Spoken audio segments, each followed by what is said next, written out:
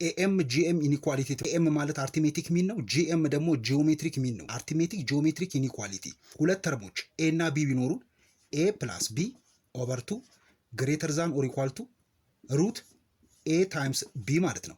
ይሄ አርቲሜቲክ ሚን ነው። ይሄ ደግሞ ጂኦሜትሪክ ሚን ነው። ሁለቱንም በሁለት ስናባዛው ምን ይሆናል?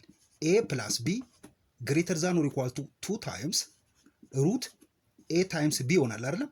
ኤ አልኳትኝ ጥያቄው ላይ እንደምታዩት ኤ ኢዝ ኢኳል ቱ 4x ነው። ዘን ቢ ደግሞ 9 ኦቨር ኤክስ ነው። 4x ኤ 4x ነው አይደለም? ዘን ፕላስ ቢ 9 ኦቨር ኤክስ ነው። ግሬተር ዛን ኦር ኢኳል ቱ 2 ታይምስ ሩት ኤ 4x ዘን ታይምስ 9 ኦቨር ኤክስ 4x ፕላስ 9 ኦቨር ኤክስ ግሬተር ዛን ኦር ኢኳል ቱ ይሄንን ኤክስን ብታጣፉት 4 ጊዜ 9 36 ነው አይደለም? 36 ከሩቱ ሲወጣ 6 ነው አይደለም? 6 ጊዜ 2 12 ይሆናል።